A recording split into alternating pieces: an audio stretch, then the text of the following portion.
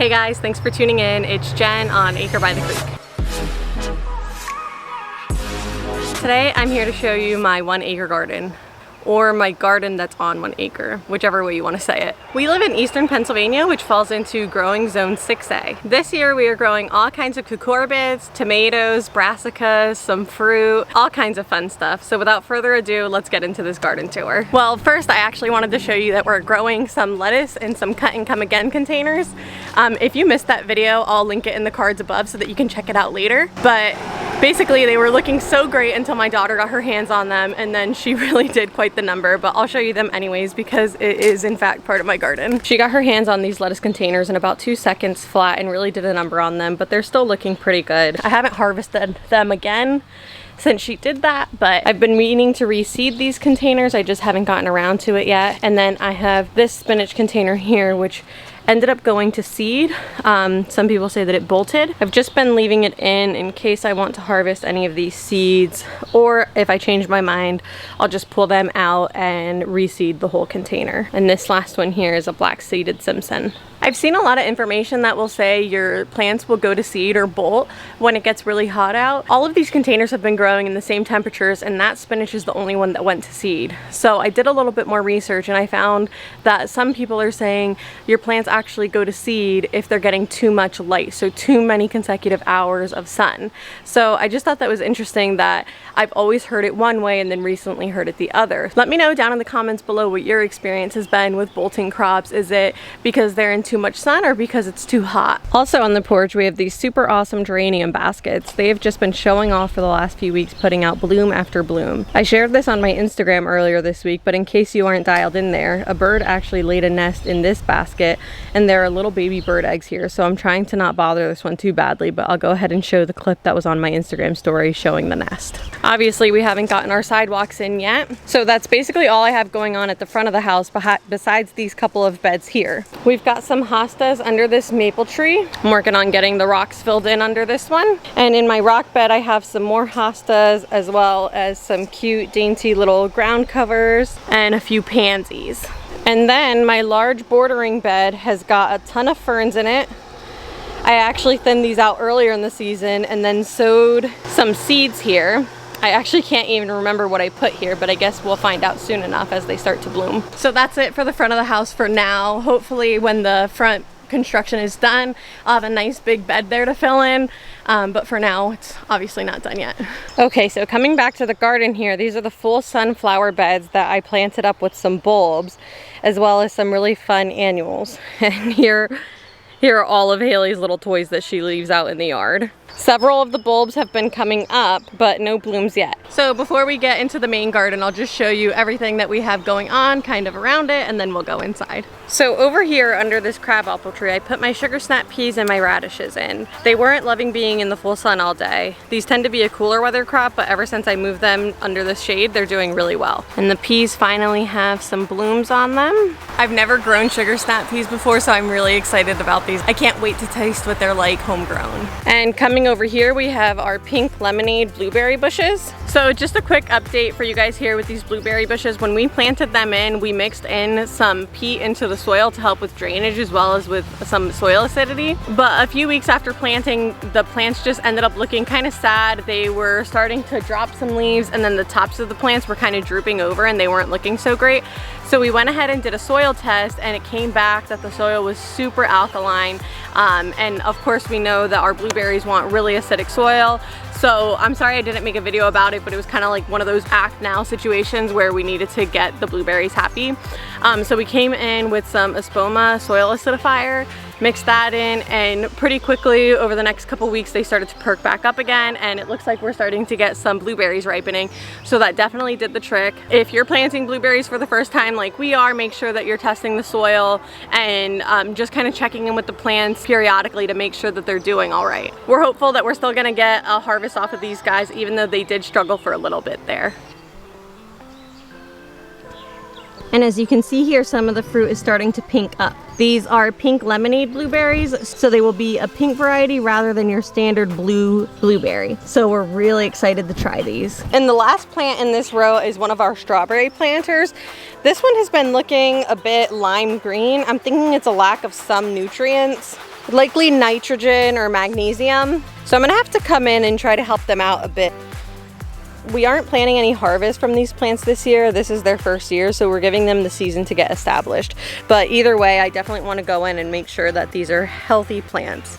And then this right back over here is our newest garden bed. We've been calling this our cabbage patch, although it would more aptly be named our brassica patch. We've got some more black-seeded Simpson here, a couple of row of Brussels sprouts. Back here we've got some cauliflower and some bolted broccoli. And of course I couldn't resist but to put in a couple tomato plants back here. This one here is a sun gold and this one is a yellow pear. And I had some extra aromas that I couldn't get rid of, so I threw them back here as well.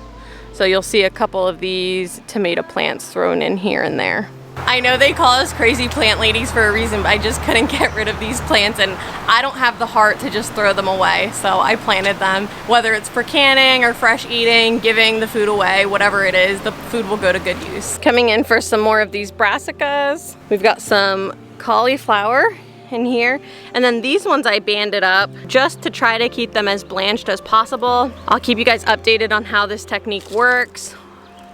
This one I'll have to come back out and band as well. And then all of my bolted broccoli. I left these in for a couple of reasons. Number one, I just really love the flowers on bolted broccoli. I think they're so pretty. I also heard that you can eat the leaves of the plant like a lettuce wrap. And then of course for pollinators, having these things around are always good. Someone actually also commented on my Instagram post and said that you can tempura the flowers and eat them that way, which I didn't know. I thought that was super cool. I haven't tried that yet, but totally something I'd be willing to try. And then if we make our way over to the main garden again, I have these potato vines that I put in just to help fill in these arch trellises. Like the zucchini probably won't get so tall that they come over the whole thing. So hopefully these will grow in and then help to fill in on the other side here. And we can go ahead into the main summer garden.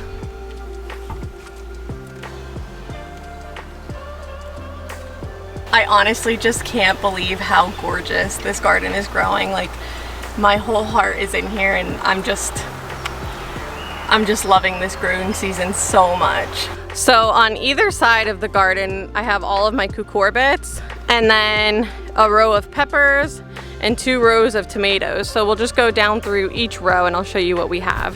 So on this side of the garden, I ended up getting a whole bunch of volunteer plants. I think they're all spaghetti squash, and I just left them because why not? See what they do, but that's what the first one in this row is. It's funny because this one popped up right in row with all of the other ones. It was kind of perfect and meant to be. Oh my gosh, and another one of Haley's toys. So these plants here are a bit more immature than what's going on down this row. I guess these are just taking a little bit longer to get going, and a couple of these, I can't remember at this point, but a couple of these were actually seed starts also. So I'm thinking, if I had to guess, this was a transplant and then these ones were the seed starts, and then I know for sure all of these were transplants. But we've got some cantaloupes, honeydews, zucchinis, and spaghetti squash. The spaghetti squash is just like the star of my show. Such a proud climber and growing inches, it seems like every day. And I am implementing some vertical growing for my zucchini. So I've been working on keeping the stems trimmed up and trained onto the trellis. So we'll see how that goes. I'll keep you guys updated. As far as the peppers go, not any blooms or anything yet, but the plants are doing really well. They seem to be decently happy. Just waiting for these to show me some action. And maybe I'm alone in this, I don't know. This is just like the pride and joy of my garden, are all of the homegrown tomatoes. Let me know in the comments below if that's also your favorite thing to grow. I don't know, something about the smell, the feel, the maintenance that goes into growing tomato plants is so special, and I just love coming out every day and seeing them specifically. No shade to my other plants, I love y'all too. Don't get it twisted. But this row here is mostly indeterminate varieties, and you can see they're getting quite bushy at this point. And then down at the front, I've got 2 indeterminates. And then this entire row here is all of the indeterminates. So these are my cherries and Better Boy tomatoes. And then this second wall of cucorbits is a mirror basically of what's on the other one. You have your spaghetti squash, melons, cantaloupes, cucumbers, all the good stuff over here.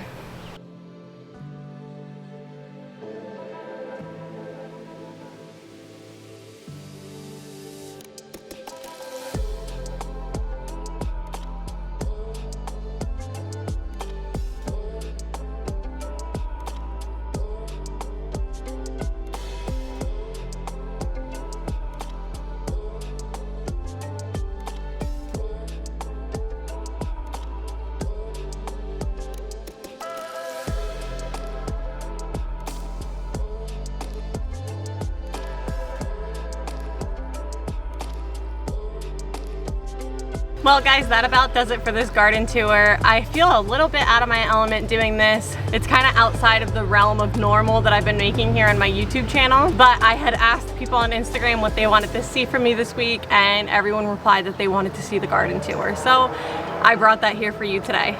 Growing this garden this year has been so special to me, and I don't know if it's because it's my first year in a couple of seasons or if it's because I'm sharing it with you all here. But either way, it has meant the world to me having you guys here with me, watching and following along, and all of us learning together and from each other. If you're still here with me at the end of this video, just know that I appreciate it so much. I appreciate you being here and spending your time watching my videos. As usual, I'll be back on Tuesday with a gardening tip, so if you're not subscribed, make sure that you do that now. That way you don't miss it. And don't forget that you can stay up to date with me on Instagram, and I will put that right here for you. Thanks for watching. I'll see you guys next time.